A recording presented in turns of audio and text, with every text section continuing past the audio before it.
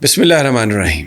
السلام علیکم. میں سمیع ابراہیم اور آپ ہمارا یوٹیوب اور فیس بک چینل دیکھ رہے ہیں. یوم مئی ہے اور پی ٹی آئی نے آج اعلان کیا ہے اسلام آباد، لاہور، پشاور اور دیگر بڑے بڑے شہروں میں کہ جلوس ان کے نکالے جائیں گے.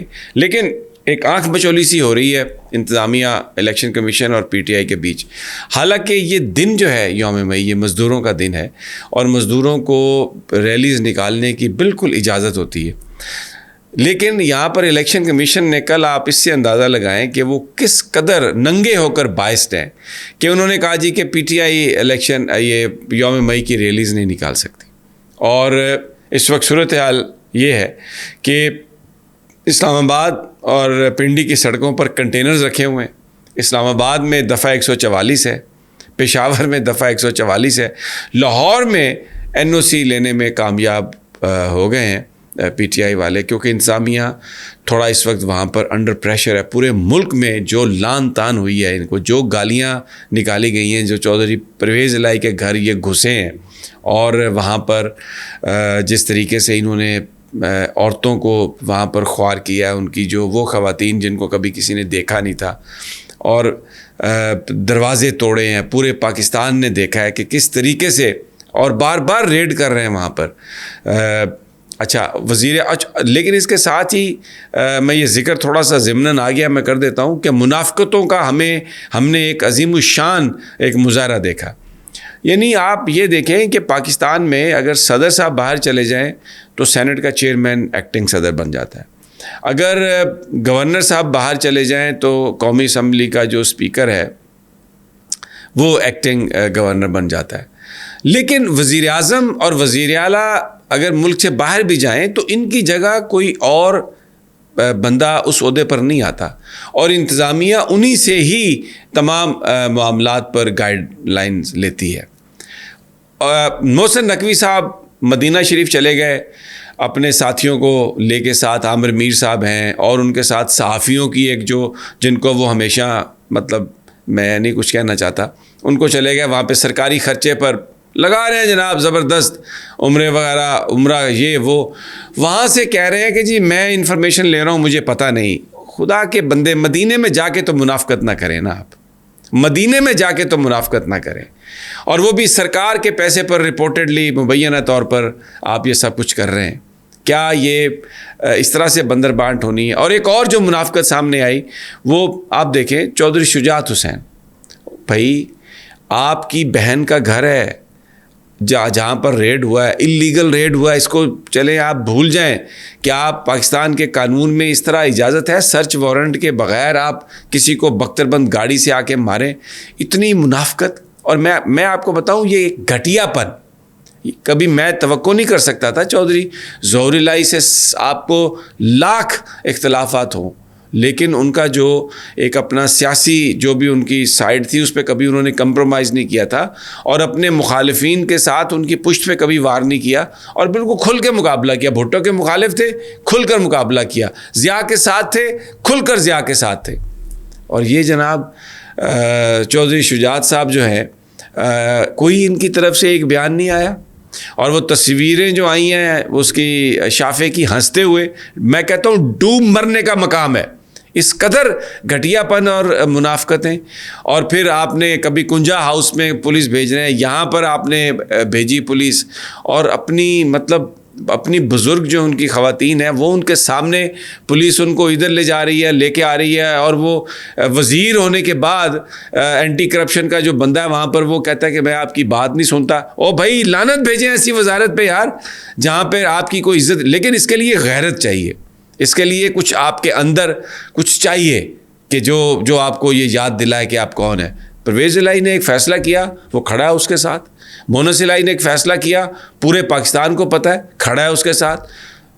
اب یہ جو چیزیں ہوئی ہیں یہ بھی پاکستان کی سیاست میں کبھی میں نے یہ تصور نہیں کیا تھا کہ چودھری شجاعت جو ہے وہ اس حد تک چلا جائے گا کہ خاموش رہے گا اس بات پر. اور ایک فضول سی، ایک گھٹیا سی سٹیٹمنٹ. اور بھائی آپ انہیں میسج تو دیں شریفوں کو جنہوں نے بار بار آپ کے ساتھ دروہ کیا. 3 دفعہ تو حلف قرآن کا اٹھا کے آپ کو وزارت اعلیٰ کا وعدہ کر کے تو ان کے جو جد امجد ان کے جو میاں محمد شریف صاحب تھے انہوں نے اس وعدے سے اپنے آپ کو علیحدہ کیا، اور اس لیے چودھری پرویز الہی ان کے ساتھ جاتے نہیں تھے۔ بہرحال یہ تو وہ چیزیں ہیں، لیکن شاید یہ جو کچھ ہوا اس کی وجہ سے یہ دباؤ میں ہے تھوڑا سا، اور انہوں نے NOC دے دیا۔ بارش ہوئی ہے ابھی لاہور میں، بڑا زبردست موسم ہے۔ عمران خان صاحب جلوس کی قیادت کریں گے اور یہ نکلے گی لبرٹی سے اور ناصر باغ تک یہ ریلی جائے گی۔ عمران خان اپنی گاڑی میں ہوں گے جو بلٹ پروف ہے، بام پروف ہے، کیونکہ ہی از انڈر تھریٹ۔ پیدل لوگ ہوں گے، گاڑیاں بھی شاید ہو سکتا ہے کچھ ہوں، لیکن جو ابھی ماحول بن رہا ہے، بارش ہوتی رہی ہے، بارش ابھی تھمی ہوئی ہے اور خیال ہے کہ بڑے لوگ آئیں گے، ایک اچھا آج کراؤڈ پل اپ کر سکیں گے۔ لیکن آپ اسلام آباد میں بکھلاہٹ دیکھیں، یعنی دفعہ 144 لگا دی گئی ہے پنڈی میں، اسلام آباد میں اور پشاور میں، کنٹینر رکھ دیے گئے ہیں۔ فیض آباد چوک پر پولیس والے چلے گئے کہ جناب یوم مئی کی ریلی ہے، او بھائی PTI ہو، پیپلز پارٹی ہو، میں کہتا ہوں کہاں گئے بلاول بھٹو صاحب؟ چھوٹی چھوٹی بات پر بڑا وہ تڑکتے ہیں۔ ہم ان کی ذات پر کرٹیسزم نہیں کرتے، بات کیوں کرتے ہیں بلاول کے بارے میں زیادہ؟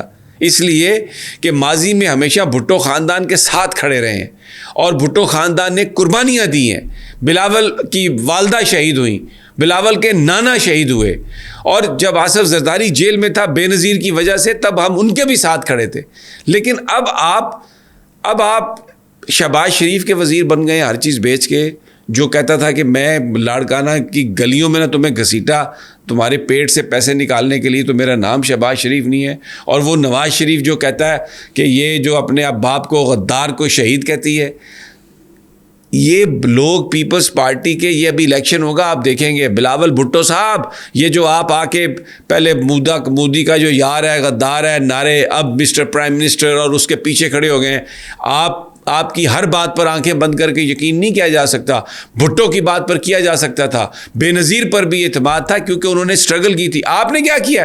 آپ کے باپ نے سازش کر کے آپ کو وزیر بنا دیا ہے، عقل آپ کو ہے نہیں، بات آپ کو کرنی آتی نہیں ہے، اور آپ کہتے ہیں کہ آپ کا سٹیٹس بھٹو طرح ہو۔ اگر بھٹو، ذوالفقار علی بھٹو اور محترمہ بے نظیر بھٹو کی عزت لینی ہے تو ارن کرو اسے اپنے ایکشن سے۔